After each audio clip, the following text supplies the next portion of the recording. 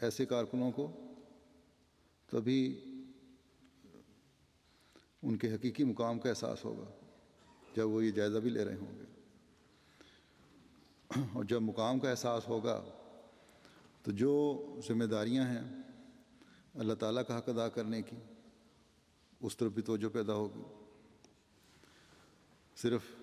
Technical مدد یا کیمرے کے پیچھے کھڑے ہو جانا یا پروگرام بنا لینا یا اسی طرح کے دوسرے کام کر دینا کافی نہیں ہوگا، بلکہ پھر اللہ تعالیٰ کا حق ادا کرنے کے لیے عبادتوں کی طرف بھی توجہ ہوگی، ہر کام کے بہتر انجام کے لیے خدا تعالیٰ کی طرف جھکاؤ ہوگا، اور والناشرات نشرن کو سامنے رکھتے ہوئے صحابہ کے نقش قدم پر چلنے کی طرف توجہ پیدا ہوگی، یعنی عبادتوں کے معیار کے ساتھ عملی کوششیں کرتے ہوئے خدا تعالیٰ کے مسیح کی مدد کرنے کی طرف بھی توجہ ہوگی۔ اس پیغام کو دنیا کے میں پھیلانے کے لیے کوشش ہوگی، اور صرف یہ MTA تک محدود نہیں ہے بات، یا کچھ لوگوں کی ٹیم بنا دی جاتی ہے بعض ویب سائٹ پہ جواب دینے کے لیے، ان تک ہی محدود نہیں ہے، بلکہ ہر فرد جماعت کو اس میں کردار ادا کرنا چاہیے۔ جو حق صحابہ نے ادا کیا اسے ادا کرنے کی کوشش کرنی چاہیے۔ اگر ہم نے اب تک وقت ضائع کیا ہے یا ہماری توجہ پیدا نہیں ہوئی یا احساس نہیں ہوا، تو اب اپنے اندر احساس کو اجاگر کرنے کی ضرورت ہے، کیونکہ یہ زمانہ اب تیزی سے اس طرف آ رہا ہے جب جلد سے جلد گو کے اتمام حجت ہو چکی ہے، لیکن پھر بھی جس حد تک ہم اپنا کردار ادا کر سکتے ہیں اس کو ادا کرنے کی کوشش کریں۔ اگر اس طرح ہر احمدی اپنا کردار ادا کرنے کی کوشش کرے تو انشاءاللہ تعالی جلد ہی ہم ایک انقلاب دیکھیں گے۔ پھر اللہ تعالیٰ فرماتا ہے کہ فالفارقات فرقا، پھر فرق کر کے دکھلانے والوں کی شہادت ہے۔ یہ تبلیغ اور ذرائع کا استعمال جو ہے یہ فرق کر کے دکھا رہا ہے۔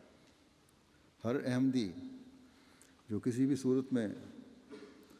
تبلیغی مہم میں حصہ لے رہا ہے فارقات فرقن کا حصہ ہے۔ انٹرنیٹ کے ذریعے سے، لٹریچر کے ذریعے سے، یا MTA کے کارکنان جو براہ راست اگر نہیں تو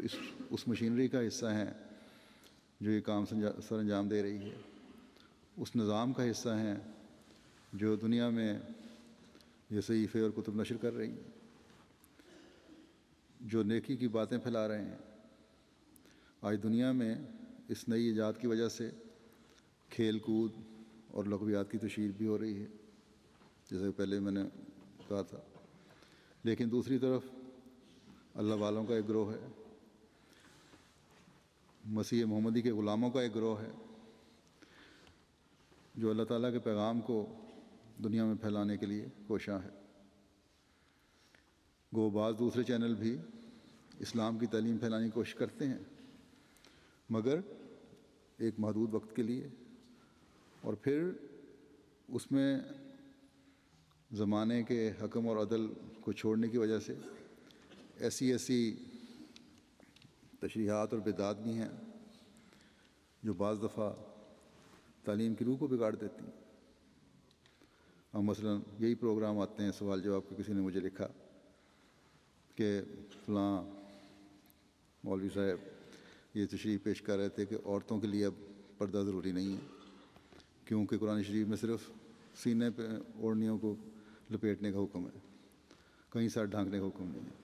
حالانکہ بڑا وعدے، اور پھر کہہ دیتے ہیں کہ وہ تو آن وسلم کی ازواج کے لیے تھا، حالانکہ اسی آیت میں مومنات کے لیے بھی حکم ہے۔ تو بہرحال یہ غلط قسم کی توجیہات پیدا کی جاتی ہیں،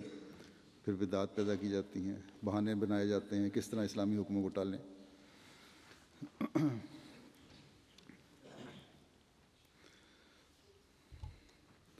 تو اس طرح یہ لوگ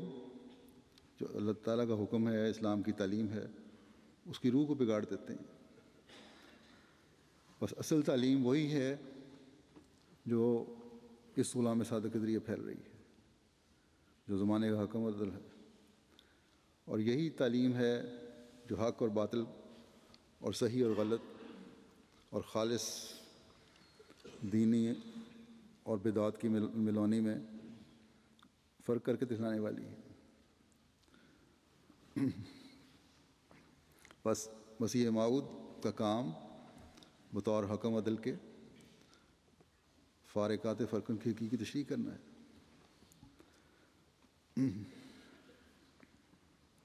بس ہمیں اس ماحول سے جو آج کل دنیا داری کا ماحول ہے نکل کر اس حقیقی ماحول کو اپنانے کی ضرورت ہے، اس پر قائم رہنے کی ضرورت ہے جو حضرت مسیح موعود علیہ السلام نے اپنے ماننے والوں کے لیے پیش فرمایا ہے۔ ورنہ ہم میں اور دوسروں میں تو کوئی فرق نہیں ہے۔ فرق تبھی واضح ہوگا جب ہماری تبلیغ کے ساتھ،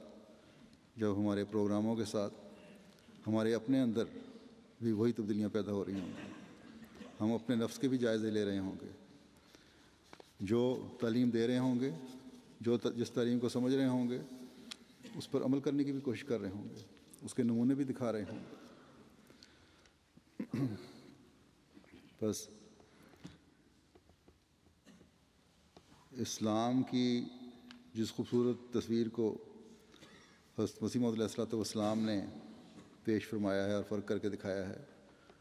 جو اصل میں وہ اصل تصویر ہے جو آن حضرت صلی اللہ علیہ وسلم نے پیش فرمائی ہے، اسی کی آج دنیا کو ضرورت ہے، اسی کی آج ہمیں ضرورت ہے۔ اس ضمن میں یہ بھی کہنا چاہتا ہوں کہ تبلیغ کے ضمن میں کہ ایک لیفلیٹس تقسیم کرنے کی اسکیم بنائی گئی تھی، جہاں بھی اس پر عمل ہوا ہے، یو کے میں، دنیا کے اور ملکوں میں بھی ہوا ہے، اور دنیا میں اس کا بڑا اثر ہے۔ جیسے جماعت کا مختصر تعارف پیش کیا گیا، حضرت مسیح موعود علیہ السلام کی پیار اور محبت کی تعلیم پیش کی گئی، اس نے بڑا اثر دکھایا دنیا میں۔ امریکہ میں بھی مہم ہوئی ہے، وہاں تو یہ کہتے تھے کہ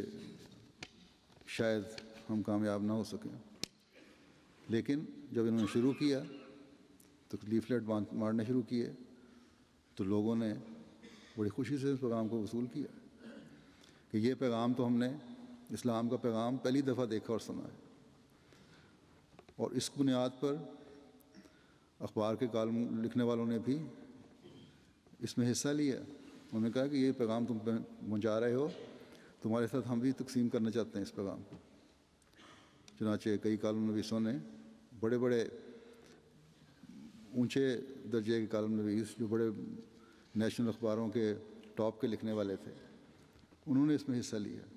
اور پھر اپنے کالم لکھے، اور وہ اخبارات لاکھوں کی تعداد میں شائع ہوتا ہے، دنیا وہاں کے لوگ پڑھتے ہیں۔ اس ذریعے سے بھی لیفلیٹ تو چند ہزار یا سینکڑوں میں تقسیم ہوئے تھے، لیکن اخبار کے ذریعے پھر جماعت کا پیغام لاکھوں کروڑوں میں پہنچ گیا۔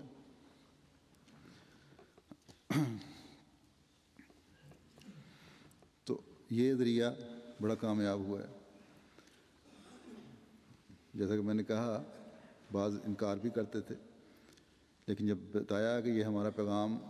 وہ پیغام نہیں ہے جو تم سمجھ رہے ہو، بلکہ یہ محبت، پیار اور بھائی چارے کا پیغام ہے، تو پھر لیتے ہیں۔ تو یہ فرق ہے ہمارے پیغام میں اور دوسروں کے پیغام میں، جو زمانے کے امام نے ہمیں سکھایا ہے کہ اس طرح تبلیغ کرو۔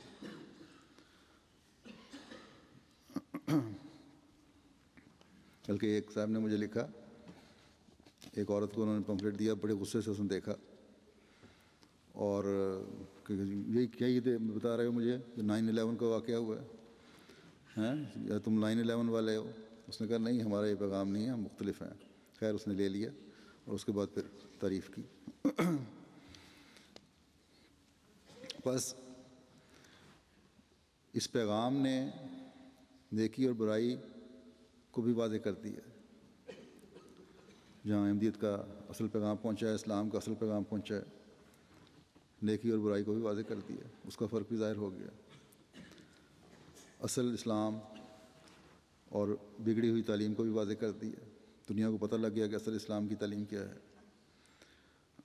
اور اس سے پھر نوجوانوں میں بھی ضرورت پیدا ہوئی ہے. امریکہ میں مسلم خدامت الاحمدیہ میں کے اجتماع پہ نوجوان بعض جھجک رہے تھے، لیکن جب اجتماع پہ انہوں نے اسکیم بنائی اور یہ پیش کیا، جیسا کہ میں نے کہا کہ بعض اخباری کالم لکھنے والوں نے بھی اس میں شامل ہونے کے لیے کہا، جب وہ شامل ہوئے تو لڑکوں میں، نوجوانوں میں ایک اعتماد پیدا ہوا. اور پھر انہوں نے باقاعدہ اسکیم بنا کر اس میں حصہ لینا شروع کر دیا. تو اس طرح جو احساس کمتری تھا تھوڑا سا، وہ بھی دور ہو گیا، کیونکہ اسلام کے نام پر دوسروں سے جو غلط باتیں سنتے ہیں، اس میں نوجوانوں میں جن کو پوری طرح علم نہیں اسلام کا، جانتے نہیں، ہمارے نوجوان بھی ایسے ہیں، تو ان میں احساس کمتری پیدا ہو جاتا ہے. تو بہرحال غیروں کے منہ سے تعریف سن کر پھر ان میں اعتماد پیدا ہوا. پر یہ ایک ابتدا ہے جو ہوئی ہے،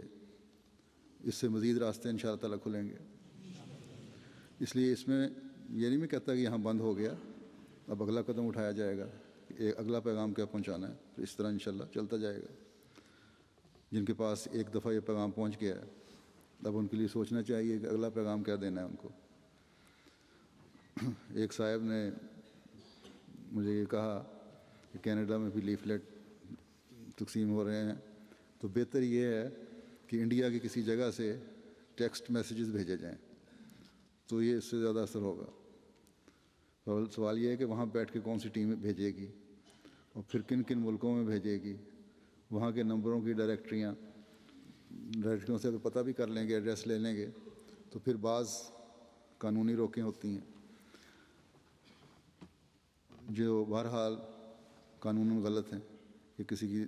کو جو اگر وہ نہیں چاہتا کوئی پیغام لینا تو وہ پیغام بھیجا جائے. تو یہ گو کہ ان کی نیت نیک ہی ہوگی، لیکن بہرحال یہ پیغام اس طرح اثر انداز نہیں ہو سکتا جس طرح خود دینے سے، کیونکہ جب خود آپ دے رہے ہوں گے تو ایک اپنی کوشش بھی شامل ہوتی ہے، ایک ذاتی تعلق بھی بنتا ہے. پھر اس کو جب وہ شخص دیکھتا ہے آپ کو، آپ کا حلیہ دیکھتا ہے، آپ کا انداز دیکھتا ہے، آپ کا بات چیت کا انداز دیکھتا ہے، تو اس کو پھر ایک ظاہری شکل سے بھی اندازہ لگا لیتا ہے کس قسم کا شخص ہے. اور پرسنل تعلق جب بنتے ہیں پھر ان سے رابطے بڑھتے ہیں، اور یہی تبلیغ کے ذریعے پیدا کرتے ہیں. پھر تو لٹریچر دینا تو ٹھیک ہے، یا پمفلٹ دینا یا لیفلیٹ دینا، لیکن صرف فونوں پہ ٹیکسٹ میسیج دینے سے پھر یہ ہے کہ مشن کا پتہ دیں گے، کوئی آئے کہ نہ آئے. تو جب تک ذاتی تعلق سے اور ذاتی کوشش سے تبلیغ نہ کی جائے یا لٹریچر تقسیم نہ کیا جائے، صرف ٹیکسٹ میسیج دینے سے کمپنیوں کے اشتہار تو دیے جا سکتے ہیں اس طرح، لیکن تبلیغ نہیں اس طرح ہو سکتی میرے خیال میں، کیونکہ رابطے مستحکم ہوں گے تو تبلیغ کے میدان میں آگے بڑھیں گے.